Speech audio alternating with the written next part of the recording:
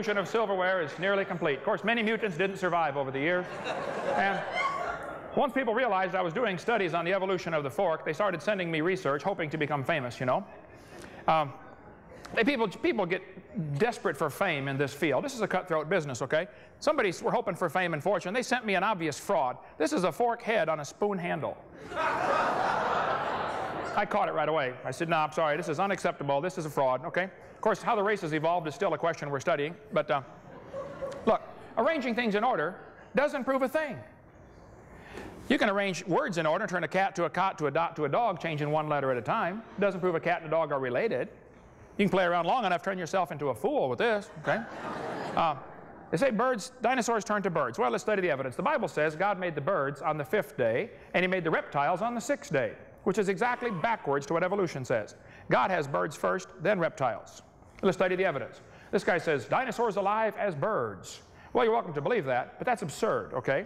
There's no evidence for that whatsoever. It's one of the lies I cover on video number 4 of my lies in the textbooks. Archaeoraptor. October 15th, 1999, scientists unveil missing link of birds, dinosaurs. National Geographic, breaking news, missing link. Here's the picture he showed, November 99.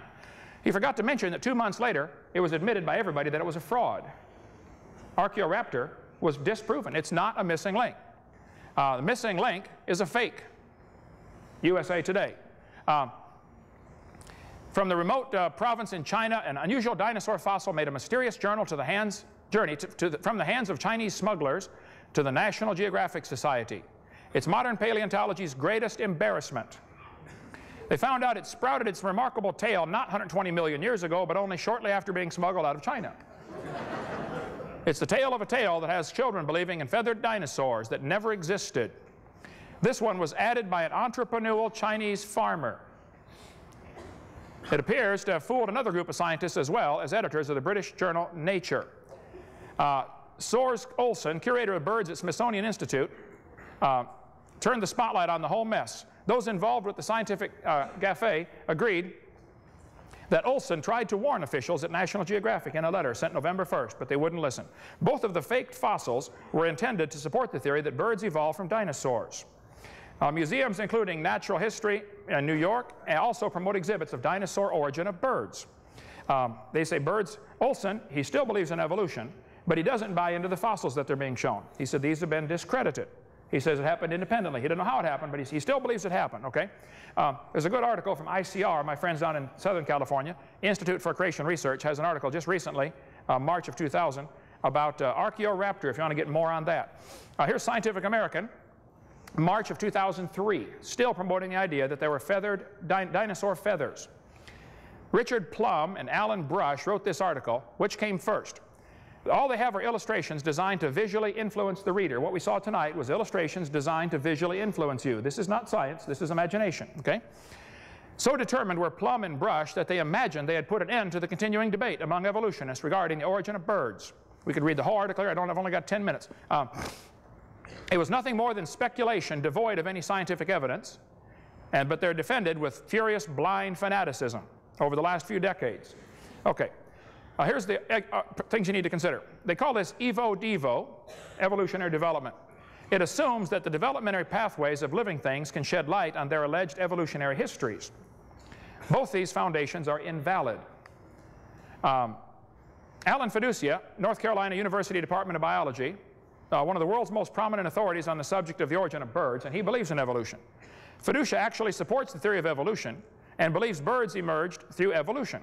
However, what distinguishes him from the dino bird supporters such as Plum and Brush is that he admits the uncertainty in which the theory of evolution finds itself on the matter. In considerable detail, Dr. Fiducia describes how the theory that birds evolved from dinosaurs, first proposed by Ostrom in the 70s and fiercely defended ever since, lacks any scientific proof, and how such an evolution is actually impossible. He said there's a considerable body of evidence that these fossil traces known as dino fuzz have nothing to do with bird feathers. What it is, apparently, is filaments of the fibers of the skin fraying and sticking out. Not bird feathers, not dino fuzz, okay?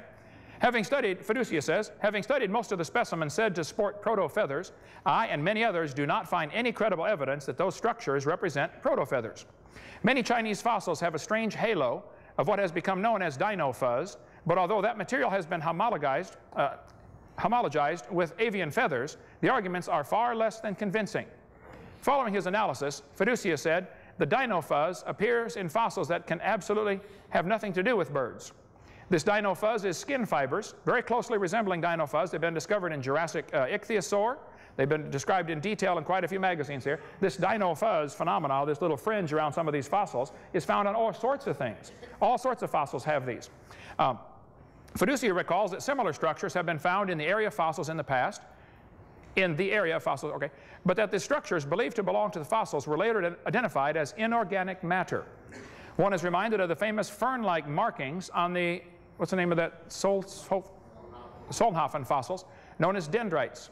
Despite their plant-like outlines, these features are now known to be inorganic structures caused by a solution of manganese, from which the beds precipitated as oxides along cracks or bones in their fossils. I have a huge collection of these in my museum. It looks just like ferns. Somebody sent me a bunch of them. And all it is, it's between the layers of the rock, it's this stuff soaking in, making a pattern of as capillary action draws it in between the cracks of the rock. That's what's happening that they're calling dino feathers. This has been proven wrong about 3 years ago. It's not correct, okay? Let's see. Well, I've got plenty of material on this on my website. The theropods that he mentioned here. One must also explain why all theropods and other dinosaurs discovered in other deposits where integument is preserved exhibit no dino fuzz.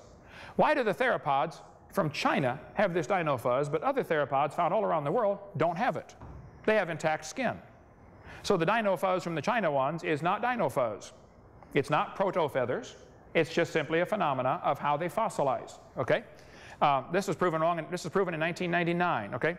Fiducia explained some of the creatures put forward as feathered dinosaurs are extinct reptiles with dino fuzz, and others are real birds. There are clearly two different phenomena in the early Cretaceous deposits. We can talk all day on this one, but 2 minutes, okay. So when they tell you birds descended from dinosaurs, I would say the evidence is mostly disproven. What is disproven is certainly open to other interpretations. So kids, before you buy into this idea that dinosaurs turned to birds, I think you ought to really consider this from all perspectives and don't get swallowed up by this stuff. Scientists are always telling me, they'll say, well, the latest research says. I say, wait. I don't want to hear about your latest research. Your theory's been around for 120 years. What evidence do you have that has stood the test of time? They're always relying on the latest research. Well, it hasn't stood the test of time yet because it's always proven wrong later, okay? It's not dino fuzz. Somewhere along the line, that bird's going to have half wing, half feather. Now, he can't walk and he can't fly yet. What good is it, okay? Archaeopteryx is not a missing link. I'll stand by my guns. They're still teaching Archaeopteryx. It's a bird.